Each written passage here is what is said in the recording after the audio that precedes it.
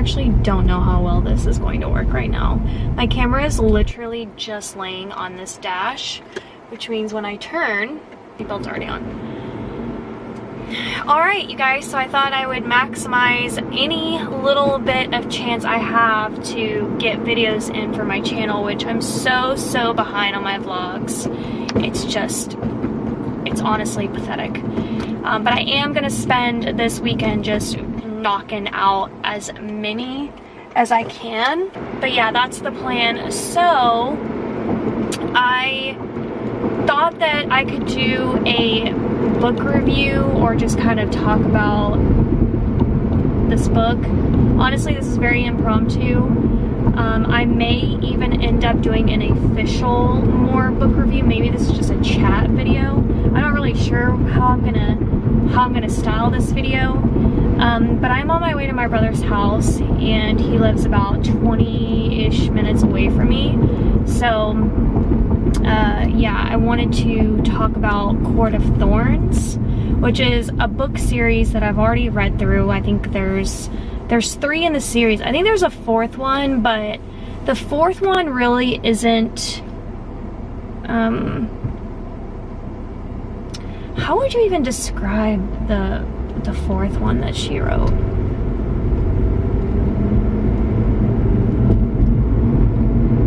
It's not, I don't think it's a continuation of like what a true 4th novel would be, if that makes sense. I feel like it's just kind of like extras, maybe. I don't know how to describe it, but it's definitely not a continuation of picking up where the 3rd book left off.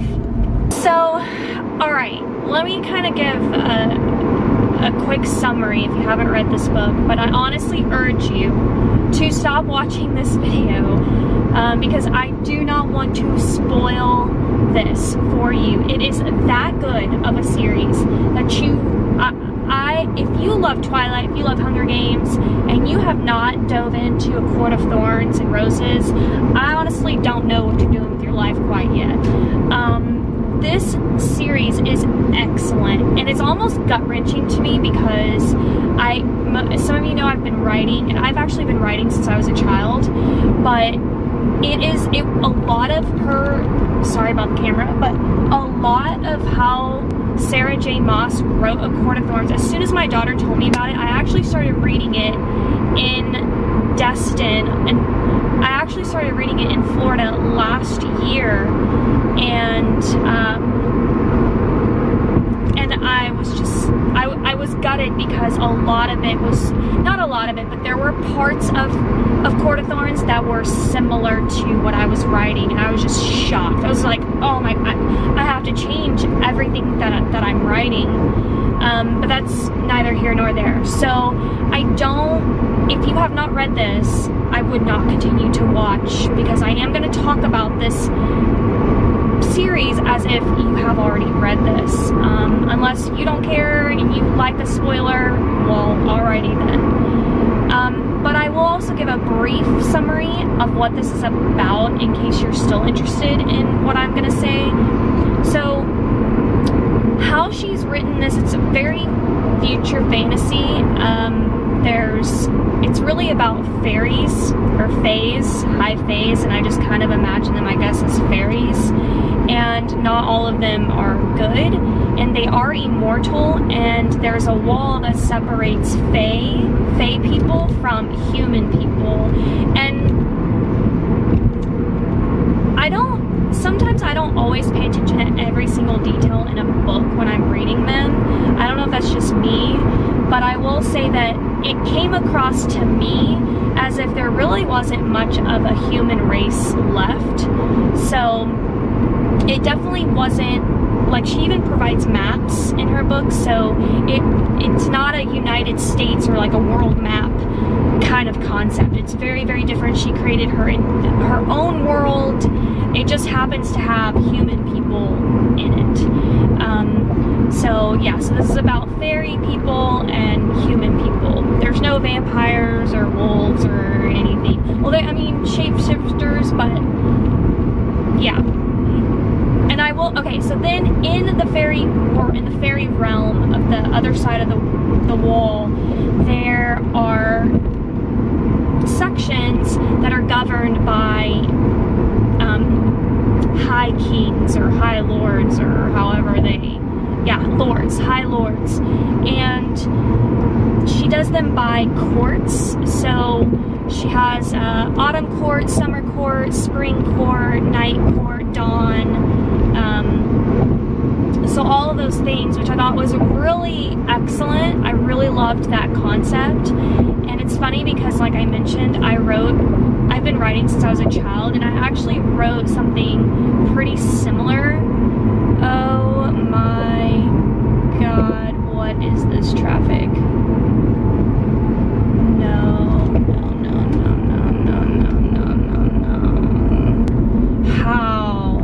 How can there be this? Oh my God, bless America. I hate this. I hate Dallas traffic.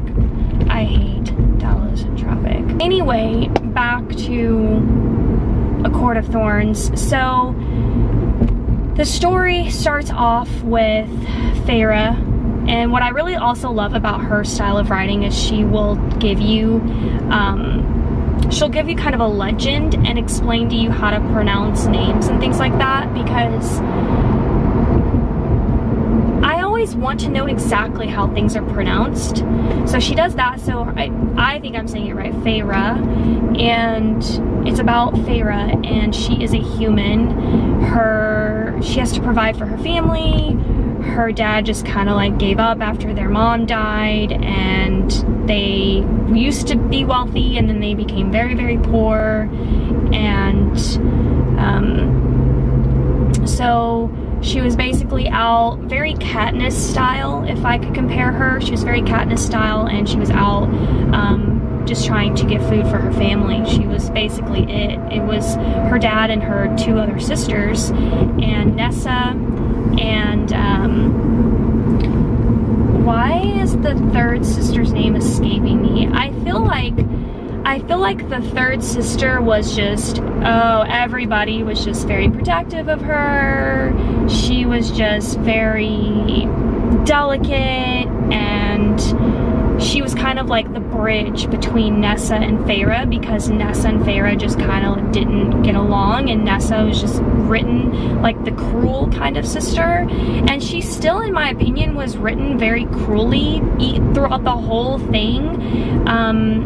She started giving hints that she loved her sister Feyre, but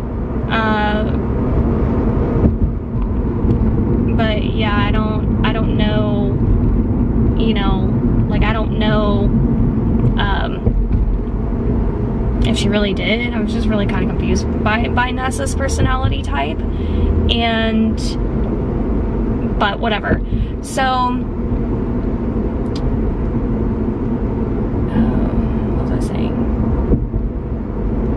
I feel like people that are driving in this traffic see me talking into a camera and are like, what the hell, this isn't Los Angeles. Not that Los Angeles is the only place where people can have a YouTube channel, but I'm just saying, it's not like the norm out here. This lady straight up almost just ran into my car. It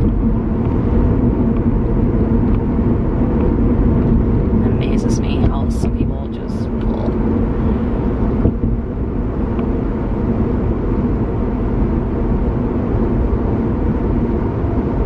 So Feyre is basically out trying to catch dinner, and she sees this really big wolf, even though I just said there weren't wolves, but it's not like Twilight kind of thing. This was a Fae that had shape-shifting abilities, and he had shapeshifted, why can't I say that word? He had shifted himself into a wolf form, and she had killed a high Fae.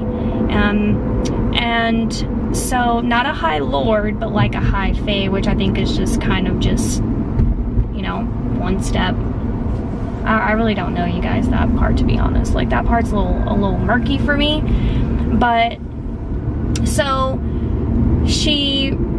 I think in her mind, she's just kind of like, was that a Fae? Did I just kill a Fae? And she's kind of unsure, but I think deep down in her gut, she knew that she had. that she knew what she had done. So anyway, fast forward, next thing she knows, another Fae comes barging into their house, and he is also in a shapeshift form. I think he was written to be like half, I'm really not sure, just human beast on top, and then like, you know,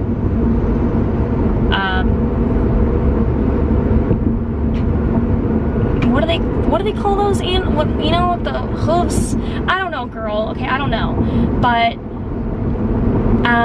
comes barging in, and he's demanding to know who killed, you know, his friend, and Feyre just kind of owns up to it because she doesn't want him to kill her family or sisters, and so she owns up to it, and he's like, well, a life for a life.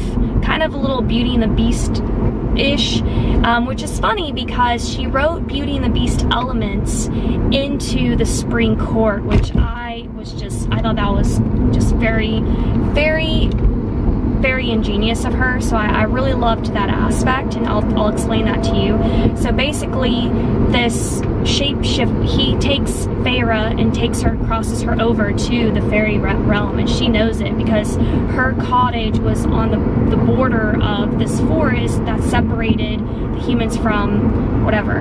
I still do this every time. I say that I'm not going to describe the entire book, and that I'm going to talk to it as if you guys already know, but okay. So you guys got the overall gist. It's about humans and fairies, blah blah blah, and there's high lords. Now I'm going to talk about it as if you guys already know. So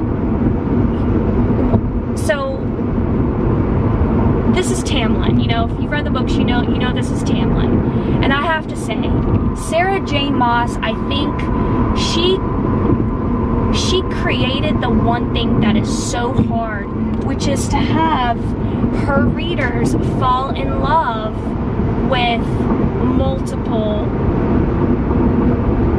that allows the reader to love multiple guys for the one girl. And that's a hard thing, I think, as a writer to do, because like Twilight, for example, I feel like it was so completely obvious that Edward was for Bella. Like, there was just no, I don't know what Team Jacob people were thinking, I don't know what book they were reading or what movie they were watching, but Jacob was never in the damn running to have Bella. Like, not ever a day in his life was he gonna get Bella. But Sarah J. Maas completed the one that just, I wanted Feyre to be with Tamlin. Like, you fell in love with him, and even in the end, even because we all know Feyre ends up with Rhysand, and I'm here for it. Like, I am here for Feyre and Rhysand like you couldn't imagine. But even if low-key, high-key, whatever you want to say, even if Sarah J. Maas pulled a switcheroo and put Feyre back with Tamlin, like, I might not be too mad about it, but you do know in your heart, like, obviously, Feyre and Rhys are like they're it. Like, they are it for each other. But that's how well she wrote Tamlin's character and Tamlin's connection with Feyre, that you're kind of like, I don't know. I mean, Tamlin was out of control in love with Feyre, that he just couldn't, his fear of losing her took him over completely, and he lost Feyre in that fear. But the way she wrote Tamlin, just that Beauty and the Beast, because they had the curse, so they had the masks, so I thought that was a very Beauty and the Beast-esque element. And Feyre breaks that curse, that's why they call her Feyre Cursebreaker. And it's funny because Feyre gets a lot of names from the fairy realm for all of the things that she's done, but I loved how much Tamlin did love her, and I think that Sarah J. Maas wrote their love so good that she tried to, she knew she had to break that bond so that her readers would fall in love with Rhysand, which you do completely, but I feel like she was trying to find little ways of painting Tamlin to be like this bad Like, he just wasn't gonna ever be good for her, and I get that, because I wouldn't want to be confused as a reader. I wouldn't want to be upset that she wasn't with Tamlin, so I still think in the end, Sarah wrote very, very well. But I have to say, with Feyre's time with Tamlin, like, I was there for it. Like, I loved how much he was so protective of her, whereas Rhysand, while Rhysand was very, a girl, I don't even know, like, honestly, how to describe what I feel about the way Rhysand feels for Feyre. He saw how much Feyre needed her independence. He knew what Tamlin had done to her, and I think it hurt him to not be protective also. So he gave her that breathing room, but he still was like, don't anyone fuck with her, because I will rip your throat out. Like, and I hate saying it. I don't even know that I hate saying it. I love when a male character is protective of his woman. Like, I'm here for that. You know, I need a knight in shining armor kind of thing, and I'm here for that. And yeah, but so her being with Tamlin, I mean, I felt really bad for him. I don't know if anyone else felt that, but he was never just a cruel, and he turns out to be High Lord of the Spring Court, which obviously you know if you haven't turned off this video because you've read the books or because you just don't care. But she finds out that he's High Lord of the Spring Court, which each High Lord kind of has their own magical abilities, and so he had just incredible strength and shape-shifting abilities. So that was his power. I mean, Tamlin could, and because spring is light, and she wrote really interesting elements, and because he was light, that's why, like, whenever he got so angry, he erupted that light. And it just kind of like destroyed anything, almost like a bomb, but without. I didn't imagine it like fire. I imagined it like a light, but the light destroyed just like a fire bomb kind of would. That's at least how I perceived it when I was reading the books, and but I felt bad for him. I felt bad for him because he was so in love. He was so smitten with her, and he was so in love with her. The one thing that this was before you knew that she was that Rhysand was going to come into the damn picture, but when Tamlin goes and does that, what's that thing called? I forget what they called it, but there was a name for it. But he goes and he has to like sniff out his mate and mate with this person or whatever, and what I found interesting about that was his mate, his true mate, was Feyre. So if you read that part correctly, it was Feyre, because he tells her, he was like, I found your scent and it was driving me wild. And that's how just Sarah J. Maas wrote that whole concept, was that Tamlin was going to sniff out the one. So if you read that part correctly, Sarah J. Maas explains that he is supposed to basically select his female by her scent, and that she will be like the chosen one. And he tells her, he goes to Feyre after all is said and done, he's like, your scent drove me wild. I was trying to find you. When I couldn't find you, I had to basically settle in on somebody else.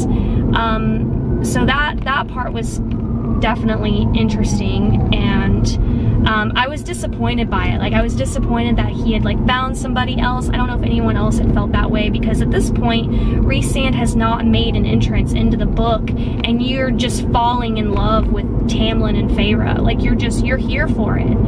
And it's funny because Rhysand shows up then, and it's one of those books where you go back and reread, because she wrote it so brilliantly. She doesn't tell you that Rhysand is the one until later. her, and you're just like, oh, but he was there here, and then it all clicks that he went for Feyre. Rhysand went for Feyre, and she wrote, and he is king of the night court, and so he has built this persona within his realm that the night court are bad. They're very bad, you know, dark night, blah blah blah. And so she's trying, I think in her way, she was trying to get her readers to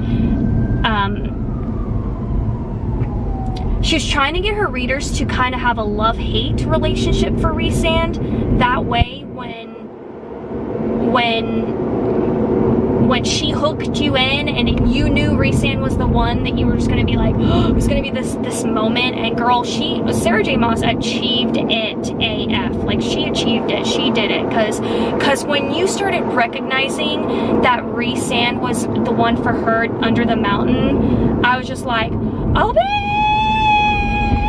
bitch, no you didn't. Like, I was so shocked, and I was just like, okay, these are writing goals, honestly. And I have to say, I feel like what I'm writing has some really good elements, but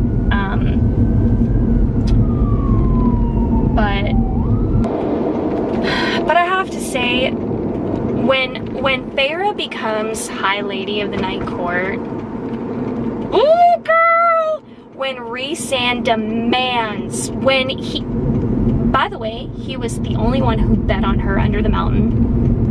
Like, Tamlin, where were you at? Where were you at? Beside what's-her-face's psycho side is where you were. But he had reason, he definitely, Tamlin was just overruled by fear. He loved Feyre so much, he didn't know how to handle himself, honestly. Like, I just don't think that he knew what to do. And I think, I hate 635 so much. You either have someone driving 30 or you have someone driving 130. Like, there's just no one.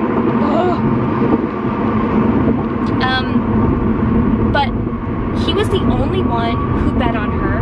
He was the only one who helped her, and he was falling in love with her. And he was, when he comes to that thing in the spring court, because he's trying to find her, because the mating bond hadn't snapped quite in place just yet. It didn't snap until after Feyre wins the whole thing under the mountain.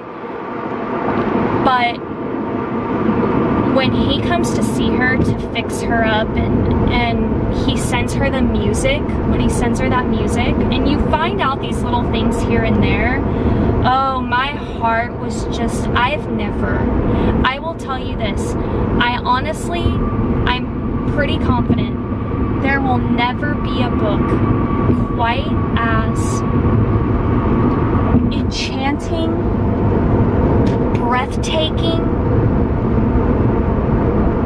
and almost depressing, because once you're done reading, you're like, okay, I'm not in this world anymore. These people are kind of gone. They were never real, and I'll never really marry a Rhysand in my life, okay? Like, that's ultimately depressing, because that's how good she wrote the damn book. You know, I wanted to be Feyre, like 100,000%. If somebody didn't want to be Feyre, I don't know what you're doing. But anyway, when he bets on her and he's helping her throughout the whole thing, and he's talking to her and he's telling her which level to pull, and oh my god, and then the mating bond snaps into place, and he feels it, and he just freaks out, and he leaves, and the book ends. You don't know that that's what happens to him. You don't find that out until the next book, but he freaks out when it snaps into place, because he calls her, he pulls on this little, like, their bond, but it doesn't fully, like, snap until she comes up there. Alright, so I'm gonna be there pretty soon, so I'm gonna have to, like, start wrapping some of this up, but y'all, I could talk about Rhysand and Feyre all damn day. And honestly, that's obviously all I've talked about. I haven't even touched on anything else about A Court of Thorns and Roses. And each book is called A Court of something and something, so it's all different. But A Court of Thorns and Roses is the first installment. I have to say, I have to touch on this. So if I've just jumped a world, I'm sorry. But when she goes to the bone carver, cleaver, whoever, and he appears as a little boy with black hair and blue eyes, which is basically effing mini version of Rhysand. She doesn't even realize it in the first trip. She doesn't, or I don't remember. I think she realizes it in the second trip. And when he says to her in front of Rhysand, because they go to this like prison thing together for this bone carver, cleaver, how does she say him? He says to her, I think in the second or third trip or whatever it was, he's like, oh, I forget what he says to her, but he alludes to the fact that he was her son, and Rhysand is instantly like, what? Because Rhysand sees something different, and he sees Aramantha or whatever that bitch's name is, who was under the mountain and was doing all those cruel things. Aramantha? I don't know, but she says how to pronounce it.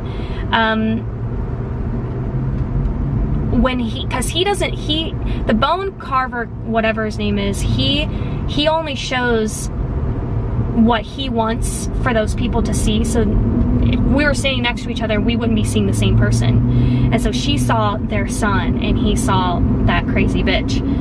And so when he asks her to tell him what he looks like, and she goes, I'll show you. But you never know, because that part just kind of ends. But she shows him with her mind, and oh my gosh, I wish she would have written that part. Like, I wish she would have written what his reaction was to what his son looked like. And the fact that you know that they're going to have a son at some point in their life was just every effing thing to me. Like, I was, girl, that was probably one of my top favorite parts of the whole kit and caboodle. Like, honestly, one of the best parts in this whole damn book. I feel like I said, I feel like I could just talk about this forever and ever, but I am reaching my destination fairly quickly, so let me know what your thoughts are and how you felt about Tamlin. I just really feel like he was never cruel, and he just loved her so much. And how, honestly, how can you hate that? You know, how? Hold on a second. Just freaking traffic. I just felt really bad for him, and there was just no girl for him. And then the plot twist of getting why am I having, I love this book so much, but sometimes when I start talking in videos, my mind goes blank a lot, and that's just not, it's just not me. I don't know why that happens. I think it's because I'm thinking of a million things and I'm not relaxed. But what was his name? Lucian in it? He was the son of Autumn Court, which turns out the plot twist on his ass is, the plot twist on him is that his dad is Dawn. I think Dawn? Was his dad Dawn Court? And so he was never Autumn, which is good news because Lucian hates his father and his brothers. But Lucian doesn't know yet. So she ends all 3 series, and I don't think Lucian is ever told who his dad is. And Feyre figured it out, and because she was like, they're identical people. How has no one else seen the family resemblance here? And he actually mated or bonded with her sister. What's her sister's name? Not Nessa, Elaine? something, the sweet innocent one. So, and Sarah J. Maas didn't finish out their connection at all. So I'm hoping that there's a fourth damn book, because I feel like there are so many open things that they could still do and could still fix in the world, that there could be a fourth. But it didn't necessarily specifically end. But hopefully there is a fourth, because if there's not, I'm gonna riot. That's all I'm gonna say. Overall, it's just, I think, like I said, it's one of the most magical, it is the most magical book I've ever read in my entire life. And honestly, I am just jealous. I'm jealous that she came up with all of those concepts, and but that's okay, because the great news is, once I realized how there were parts of ours that were so similar and I restructured mine, I love where my novel's now going. And that's just the thing about writing, and sometimes things come up and things change, but in most cases you arrive at where you should have always been to begin with. So I'm really excited for what I'm writing, and I just wish I honestly had the time. It honestly makes me wonder, you know, do I stop YouTube so that I can pursue my number one dream? So it's been a struggle of mine that I've been battling with for a while, but anyway, that's neither here nor there, because I don't have any plans to stop my channel as of right now. So but oh, it is just everything about, and she wrote her books a little 50 Shades of Grey too. I'm gonna throw that out there. Like, it was very Christian Grey material-ish, okay? So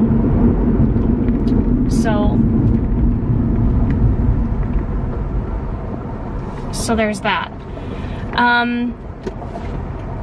Alright guys, I think that's pretty much it. Hopefully you enjoyed yourself listening to me talk about, me talking about Feyre and Rhysand, but I've never read a love story like theirs, and it's so unique and so,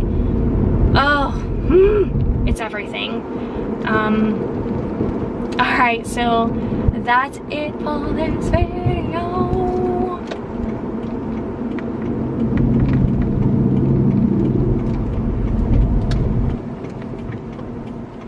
You should see my brother's neighborhood after the tornado.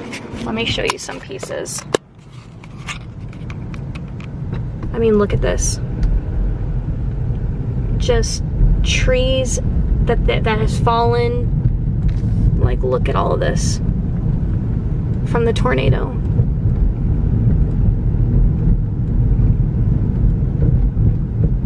Absolutely bonkers. And I'm gonna go ahead and end this video here. I'm gonna go see my little niece. I'm gonna go play with her. I'm super, super excited to see her. And I'm gonna try to crank out my vlogs. So please just bear with me. It touches my heart so much knowing how much you love my vlogs, and I'm not even like putting them up consistently for you guys. And I know how it is. I know how it feels to need certain channels to be there for you, if that makes any sense. So yeah, I'm working on it, and thank you just for your patience with me.